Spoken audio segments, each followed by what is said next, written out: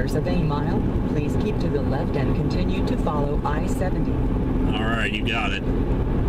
Babe. Toots? Ah! Princess! Throw me a cold one here, I'm drowning. Anyway, alright. Boy, this thing's been going on forever. Yeah, so I packed up my stuff for the 3rd time and got in my tattered car on the morning of December, whatever it was. Okay, I hear you. And I drove back to Wisconsin from Memphis. That's about a 12-hour drive, maybe 14, I don't quite remember. But anyway, I just remember driving out that morning, saying goodbye, and pulling into Wisconsin, and Please follow the current road for 39 miles. Okay, great, awesome. I remember pulling into Wisconsin, it was like the middle of the night, and Sunday Morning by Maroon 5 came on the radio, and up until then I didn't realize that song was a single. That's how I found out, was that night, back when FM radio was a thing. You know, it's weird, because when I listen to FM radio now, I wonder how many people are actually tuned into this. Like, it must only be in the thousands, like not even 10,000, or maybe even the hundreds for some of them. I mean, I don't know, how obsolete is FM radio right now? Because I've started to move on to XM, and I know Chugga has, and a lot of people have, but, I guess there's a lot of people that still listen to FM too. Just after listening to how clear it sounds on XM, I'm already at a point where I feel like FM is outdated. Oh well, no. So I guess I have to make a song called FM radio, like Everclear did for AM radio. There's some people that still listen to AM, and those are definitely in the hundreds. I'm sure. I don't know. I mean, maybe I should just Google it so we can find out. How do they know? I mean, they broadcast a signal out. They don't get a signal back for every person who's listening. So how are they supposed to know? They take a survey or something, Anyway, well, wow, it doesn't feel like I'm going 74. Anyway, yeah, so I pulled back into Wisconsin, and it was just a mind trip. The first thing I did when I got back to Wisconsin, as crazy as it sounds, I pulled into the Pick and Save, and I just walked down one or two of the aisles, and I was looking above my head, and I was like, I had this feeling, like, overwhelming feeling, like, oh my God, I can't believe I'm here. Just all the time I had spent thinking about it, missing it, wishing I was back, now suddenly here I was. It was like a dream come true. And that's the only time that I've ever been that happy to be at Pick and Save, I'll tell you what, man. It was beautiful for about 3 minutes, but there wasn't anybody there that I knew, naturally. So, yeah, I left. So I left, and I didn't even know where I was going to sleep that night. Like, I had no idea. So, and it was like 6 or 7 at night. I hadn't called anybody or made any plans with anybody. I didn't know what I was going to do. So I went and I saw Dad, and I told him about the whole situation, and about how Dee Dee reminded me of Deborah, because she really did, actually. So, but I could tell Dad was disappointed. He didn't even have to say a word. I just knew he was. Like, oh, he's coming back here to go back to his loser life, I guess. I don't know. I mean, I'm sure that's not really what he was thinking, but there had to be a part of him that had hopes better for me than what happened. But, so at that point, Mary and her boyfriend had gotten their stuff together for the most part. They had the new kids, and they were staying in an apartment, and it was awesome.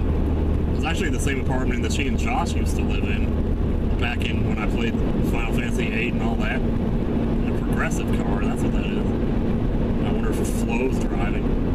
I'm not going to look over there. It was weird because when I got back, at the time, my sister was like in the process of moving from one apartment to another within the building. And the reason for it was because their other apartment flooded, like some pipes burst or something. Something happened and it was flooded. She had some footage of it. I don't know if she still has it, but yeah, that was crazy. So they had to move her to a different apartment. She was in the process of doing that. By the time I got back up there, the other apartment was mostly taken care of. There was only a few things here and there, like little pieces of furniture and whatever. So we decided, well, okay, I'll just stay in that apartment for the time being until we figure out out what's going on here. So I stayed in this empty apartment for like 2 nights. I made a couple of tapes in that apartment too. I still remember it vividly.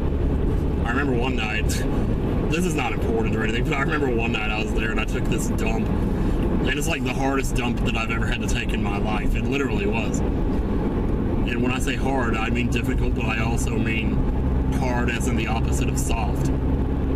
It was the worst, one of the worst dumps I've ever taken. I was on that toilet for almost an hour, just trying to push that stool anyway. Enough about that. Dude, are you dead again? Dude, are you, what? No, you're still alive. Why you turned off last time? It still bothers me.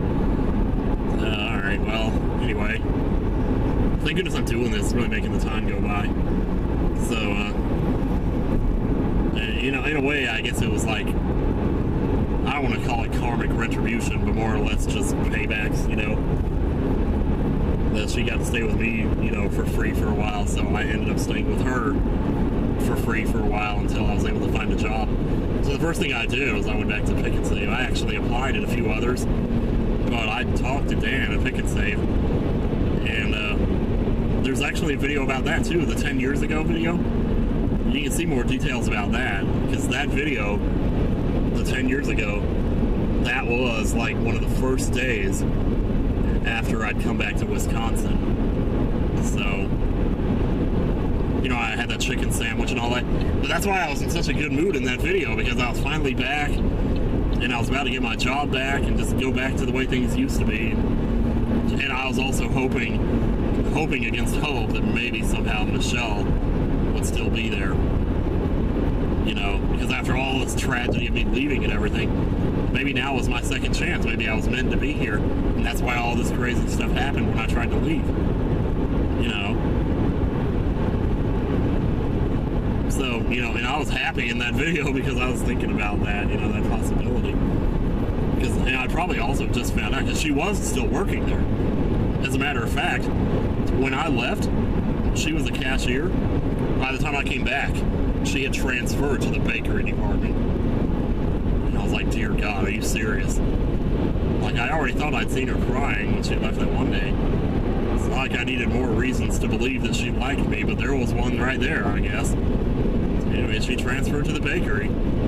I was definitely, you know, motivated to get my job back and get back in there. Because now I was going to get to spend more time with her than ever before. And it's like, I was so looking forward to all this, and I was so excited. And I thought, oh my gosh, it was really meant to be.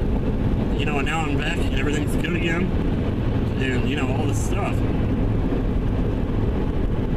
Well, you notice how I'm just building it up, waiting for the fall here. 87 miles per hour. Why am I going that fast? So eventually I got the job. I got the job back at Pick and Save, and Dan told me, you know, he asked me, are you sure this time? Are you sure you're not just fucking around this time? Because this was the 4th time now that I had applied for a job at Pick and Save, and it was the same manager all 4 times. It was Dan all 4 times. So I understand totally why he didn't trust me entirely there. One thing I didn't mention, though, about my time in Memphis was that I actually did try to write. I actually corresponded a little bit with a couple of people from the bakery, namely one lady named Marge. And, you know, I kind of came open with her and just said outright about all the stuff with Michelle, because I don't know how much of it she actually knew. Like, I don't know if she knew that I liked her that way, or whatever. But, yeah, and I just came right out one day in one of my letters that said it, so I don't know if she ever passed the information along or anything, but anyway, well, so when I came back and I got my job back, it was awkward because I was thinking to myself, there was a possibility that they might have told her something or said something to her, you know. I don't know how easy, I don't know what's going to happen here, you know. Is she going to be able to speak to me, or is she going to give me the silent treatment? I don't know. Yada, yada. So anyway, my first day back in there was January 15th, 2005. So I went in and I just did the... Well, here's the thing, they didn't have my spot open. My position of donut fryer was not open, so they had to put me on a different position, working during the day instead of overnight. And I didn't mind that so much because I knew she was working during the day, so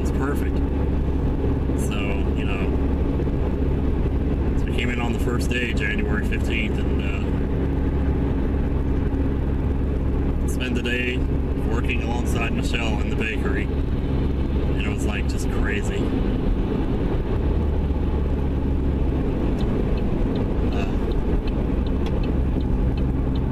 So it was almost like everything was perfect, but I knew I still had a long way to go though, so yeah, so we worked together and we talked, we cut up, you know, and stuff. But then eventually I found out, you know, the thing that no person ever wants to find out. I found out that she was leaving that job in 4 days.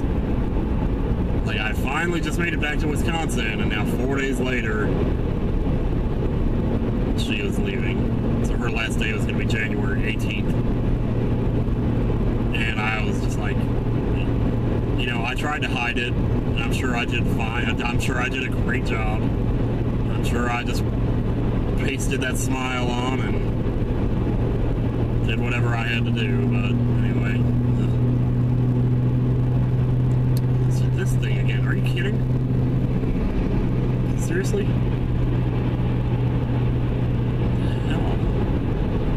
Going like 82 and he was keeping up. I was like, dang, I'm trying to get my distance from that thing. We can't make up our minds what speed we're going, I guess, can we? Alright, well, anyway, yeah, so she was going off to be a nurse at the hospital, and I was like, hey, that's cool. It's good for you, you know, and it's good that she was doing that. Because that's a hell of a better job than Pick and Save could ever be. So, you know.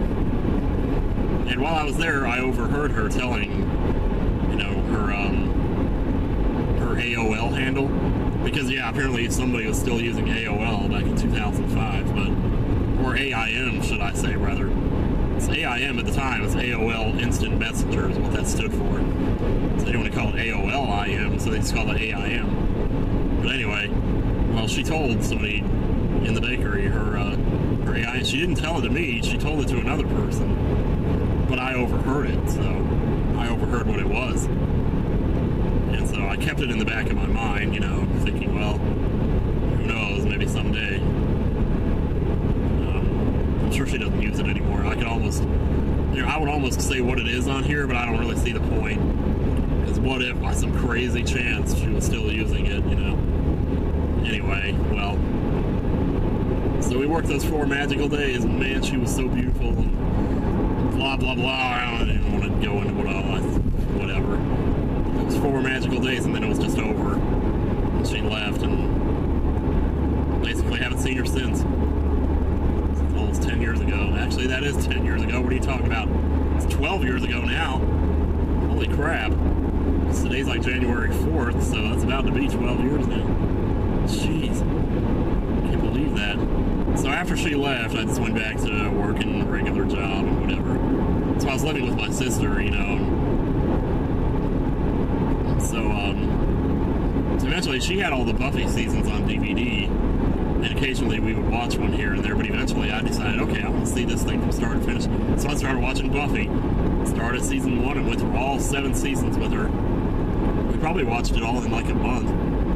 But I used to have this thing where, like, I would slap my legs to the theme song and play drums on my legs. And eventually, we did that so many times, playing drums to that theme song, that when it would come on, my niece, Lydia, would start slapping her legs.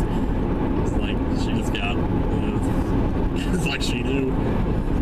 But it's just funny because of what I was doing was so much different, you know, like, so violent compared to what she was doing. But anyway, yeah, so there wasn't much really, you know, too terribly interesting about those years. I've tried to play, played Final Fantasy IV on an emulator in there. I don't even remember where I got it from. Maybe I was playing the actual game, I don't know. Then I played some of Dragon Warrior 2, Dragon Warrior 3. Mostly Dragon Warrior 2, though. I never finished either game, though. I remember it being really hard, though. Eventually, you know, as I started building my money again, I got stuff paid off. I found an apartment. I actually found an apartment. And the apartment that I've been living in for the last 10 years that you guys have been seeing in all of these videos, that was that apartment. So on April, well, actually, you know, I went in and worked it out with the landlord. She told me I could actually move in like the last week in March if I wanted to. So I could have had that apartment for free for that first week or whatever. But yeah, so officially on April 1st, 2005, I moved into that apartment. And I remember having Time Warner cable over, hooking up my service. I remember that American Baby by Dave Matthews Band was on the radio while he was hooking my stuff up. I remember thinking that was going to be an iconic moment in my life, and well, I guess it was, but I still remember that now. I still remember what was on the radio. It's just, that's one of those songs that I mean, it's an okay song, I guess. It's not a great song, but it's just enough, you know, it has that atmosphere of being outside, and, you know, it was just turning to spring, I had the windows open. It's just a nice time, a nice day. So thus began my life, you know, living all by myself in my own place again. This time I had a one-bedroom, so there was a guarantee, you know, nothing weird was going to happen because I had the one bedroom to myself, and that was it. So gradually I started to build stuff up. My Aunt Lorinda bought me a TV. She gave me an old vacuum cleaner she had, which I basically used that vacuum cleaner all 10 years that I lived there. And, what else? I mean, it came with the fridge and stove, so I didn't really have that much to do. So I just worked at Pick and Save, made my tapes, did whatever. And, there's like nobody behind me for like ever. It's weird. Yeah. Holy crap, it's a road, man. What the heck? Yeah. Surprisingly little happened in the year of 2005. I mean, I had Michelle's AIM ID, and, you know, so I added her. And I saw her online a couple of times, but I never got up the nerve to say anything to her. You know, I should have probably, but I never did. I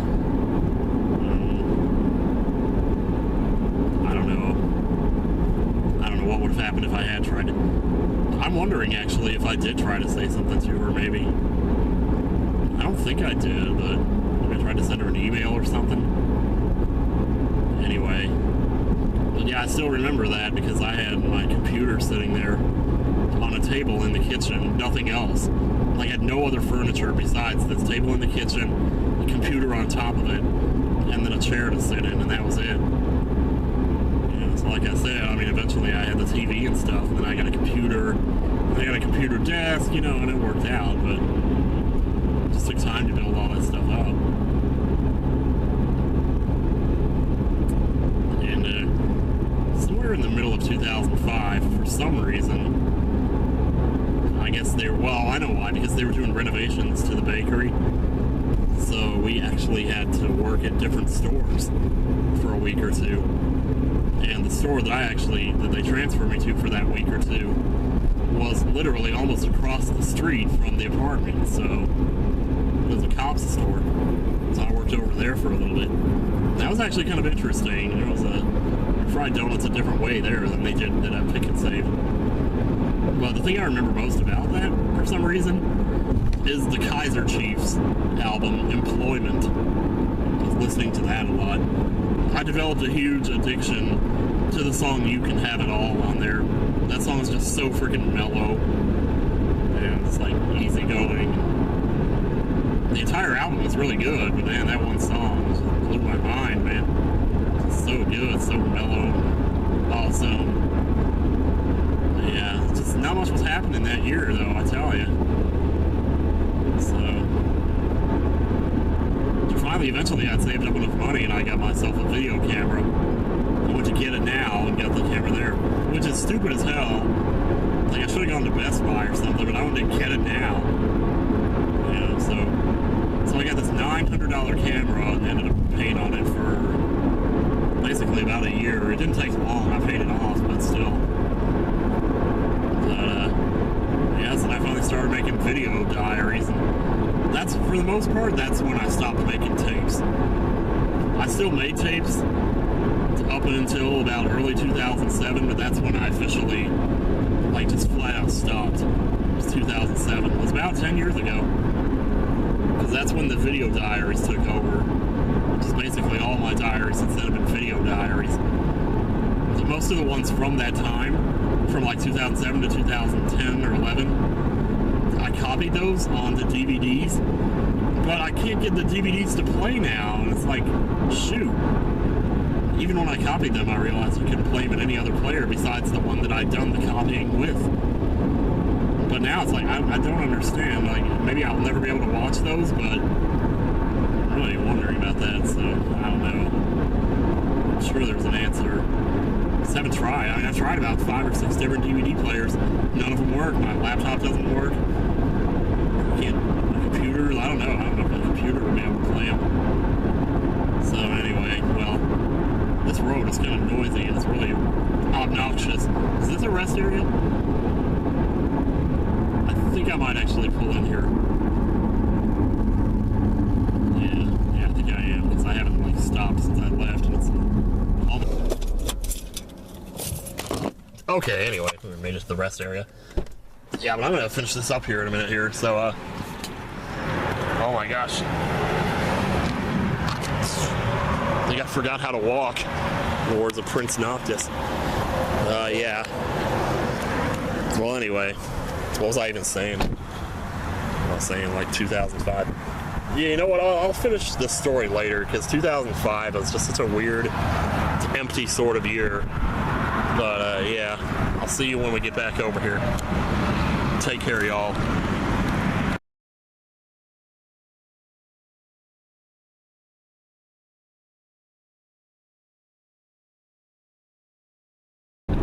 Alright, so we're driving through the mountains here. Seems like as good a time as any to maybe try to attempt to continue my life story here. I think I've just about lost track of what part I'm on. I know that when I stopped, I had just gotten to 2005, and I was talking about like what an empty year that was. There was one thing I wanted to sort of elaborate on, though, from the last part. And that was how, you know how I said, that there was this thing where when people are around me, they discover that they have free will. And like it seems like they can't figure that out until I'm in their lives, and then suddenly they figure it out. Oh man, yeah, this is awkward, because every time I drive up a hill, I have to downshift, you know, well, I have to automatically downshift, but still. Yeah, I'll tell you what, it's impossible to pick up any FM radio signals out here, and my USB, for whatever reason, from my phone to the car, just doesn't want to read my USB. You know, I've read that there's like issues with that. Like I might want to just put it on a flash drive or something, I don't know. But anyway, so what I meant by that, because I'd said that, like, you know, TT had been with her boyfriend for 7 years, and then 3 months after I moved in, then she discovered, you know, I guess that she realized she didn't really love him, and it took me being there to make her realize that. Either that, or it's just a coincidence that she broke up with him 3 months after I moved in. It could be that too, I don't know. But the point I was trying to make was that the same thing happened with Mom. It was kind of the same, like the reason I say that the same thing happened with Mom is not just because my moving in with her was sort of the linchpin for why she eventually just went ahead and broke up with him.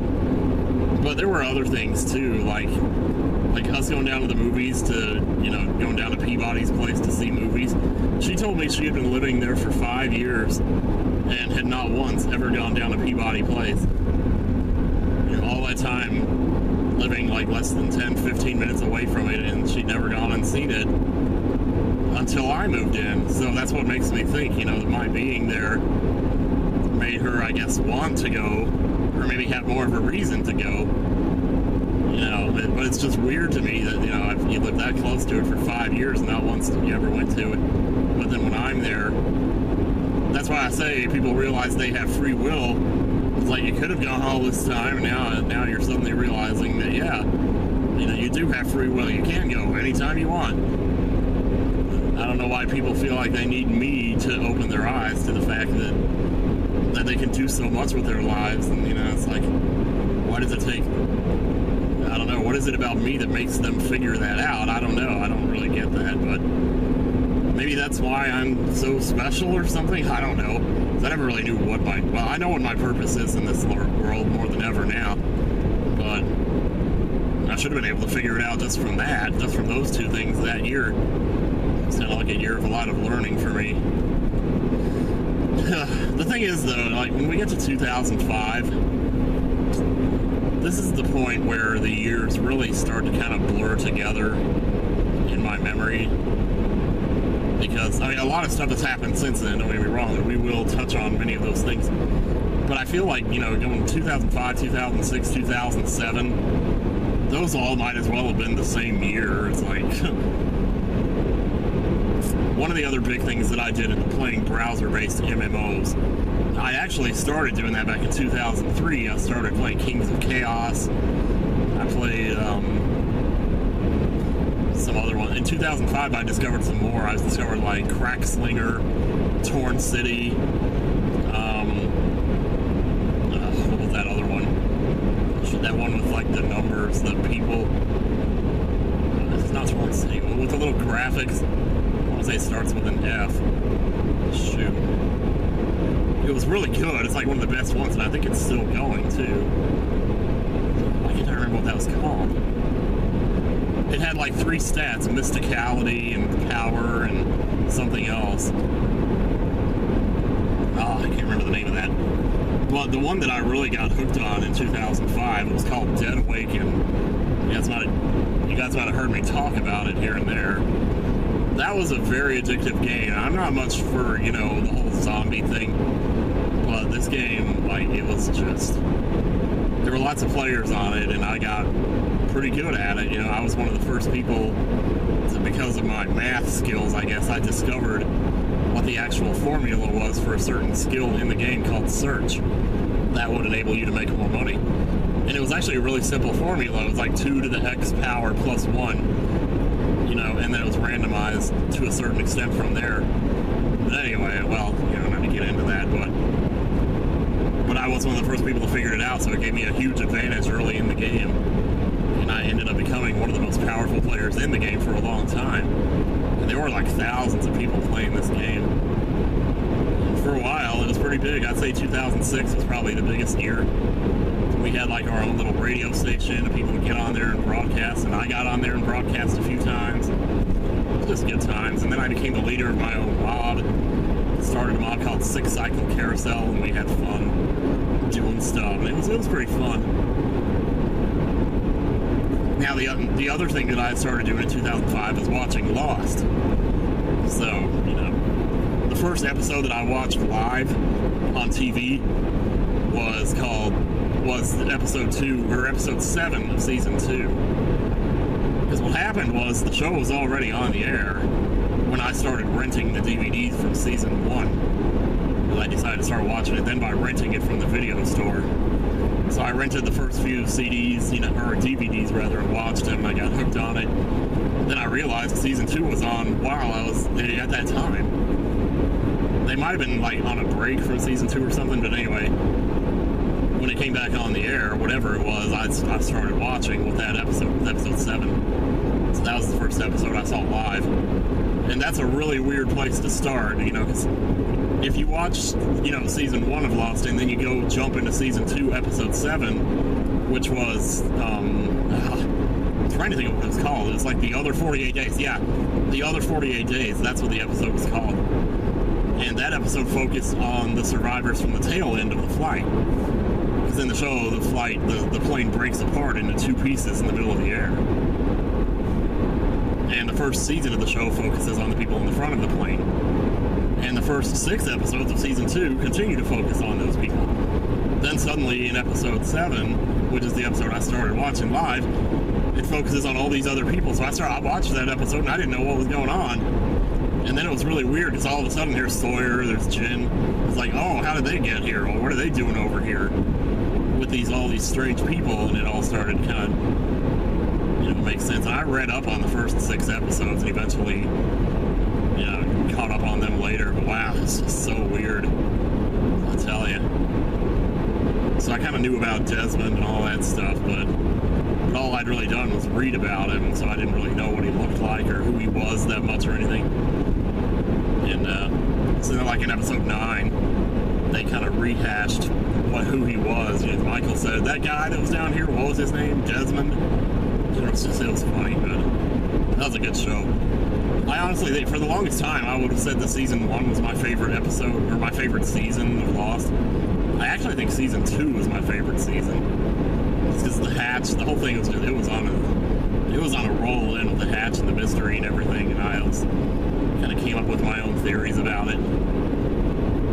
So eventually, you know, since I'm on the subject of Lost, I'll just jump ahead to about 2007 here and say that I did actually make my own Lost fan fiction.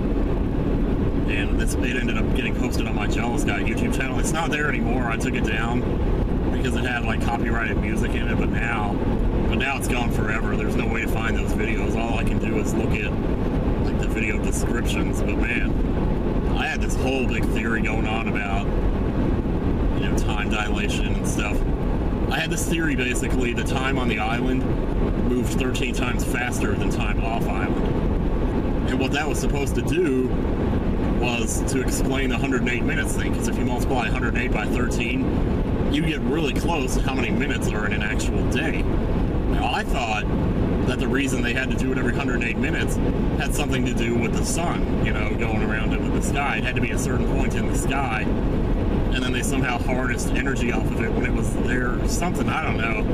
It doesn't really make any sense, I know, but that was my theory, and I worked really hard on it. I had like all the little details of it worked out. You know, and the other thing about that theory was that I thought that was going to be how they explained Walt's aging, because Walt was going to get off of the island, you know, and then these people would go through so much time on the island, like 3 years. Then when he came back, he would have aged, because they thought that it was only. It's hard to explain, but it made more sense to me then than it does now. But the only real problem with the theory was that Desmond was there for 3 years, and according to my theory, he'd only been there for 3 months. But to say he'd been there for 3 years, you know, would have, I don't know. It's like he only thought that he'd been there for 3 years, but he'd only actually been there 3 months. But since he was down in the hatch, he had no concept of time, you know, so it could have felt like 3 years to him for all he knew.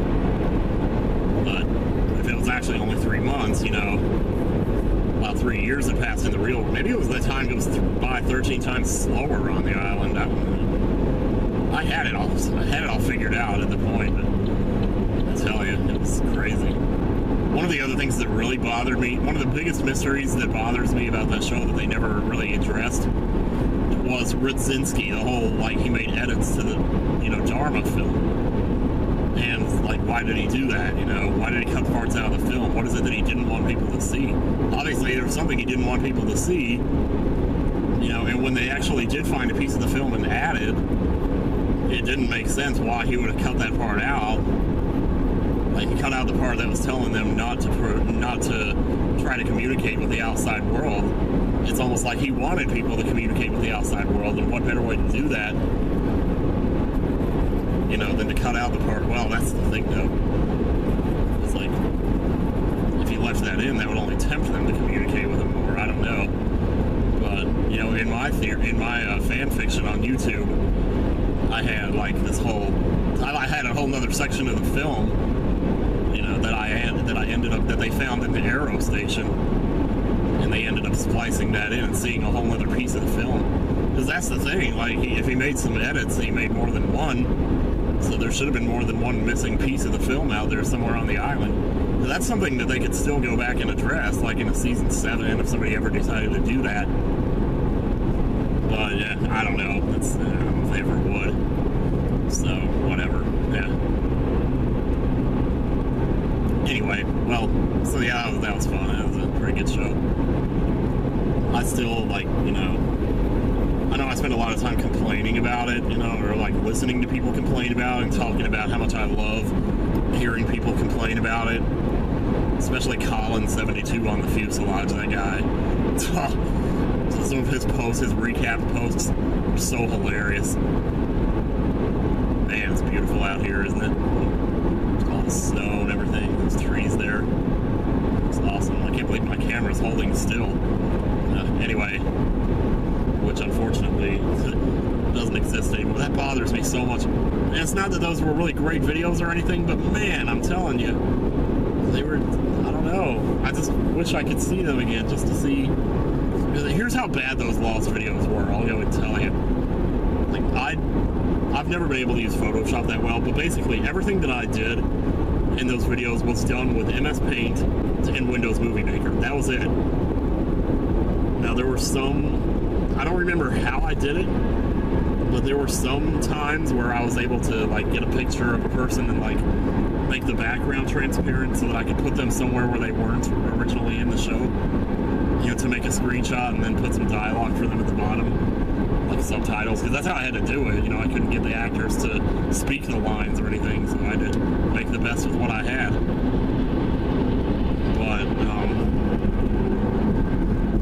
But the third episode I remember was called Whose Path Is It Anyway? And it was a Hurley-centric episode. And I used Terry Silver from Karate Kid 3 as a character in this episode. And in my episode, it actually showed.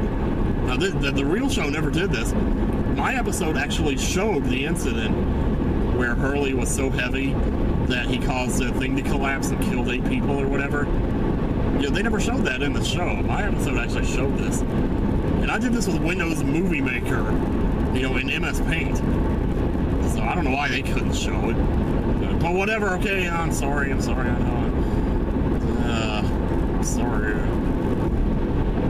But there was people that were way more creative than the writers themselves were with some of the stuff that they did in the show. And you know what, I mean, I hate saying things like that. I hate to say that I was one of them, but sometimes I kind of feel like I am, maybe a little bit. Anyway, well, beside the point. But see, I'm not creative because I had to use Terry Silver, you know? The other thing I had in my episode was, like, Johnny and Starla.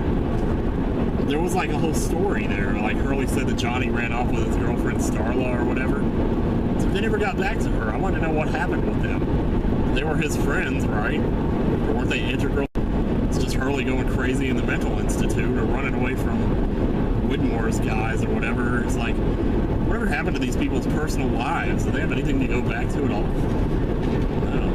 It's like, I wanted to know what happened with Starla and the other guy, you know? So I expounded on that. I made a story with them. And it was, like, not half bad, if I say so myself. I mean, I know the Terry Silver thing was stupid, but still. It's like,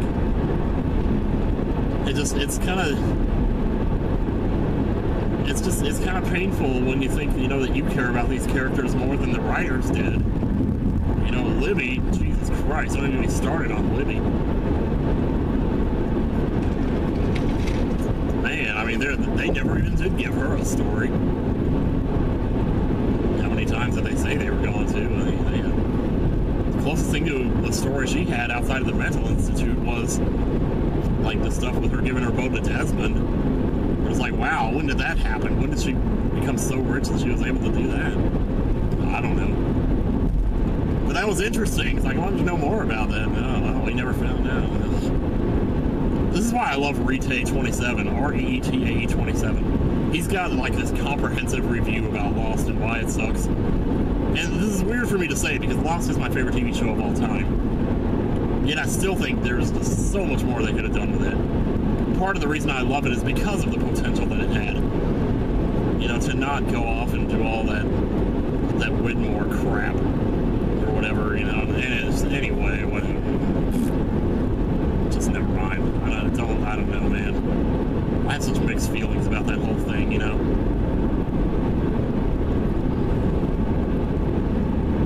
Anyway, I know what you're doing, boy. Anyway, yeah, 2007 was the year I made that Lost fanfic. The other thing, the second episode that I did was called Lockabout. L-O-C-K-E-A-B-O-U-T. And wouldn't you know it, in season 4, the soundtrack, one of the music tracks was called Lockabout. Like, they stole the name from me, man. I thought of it first, you know. But okay, fine. It's not like it's that hard to think of it, to be honest. Holy crap, is that same truck? I wonder if that's the same truck I was behind like 2 hours ago. I think it might be. This big white one up here? I remember riding behind him because I thought he was pleasant to look at. Like, I literally did. It was just a nice... No, that's not the same truck. No. Yeah, whatever. No. Slow down, dude. You're going 83. It's a good thing it's not 83 degrees. Yeah, so anyway.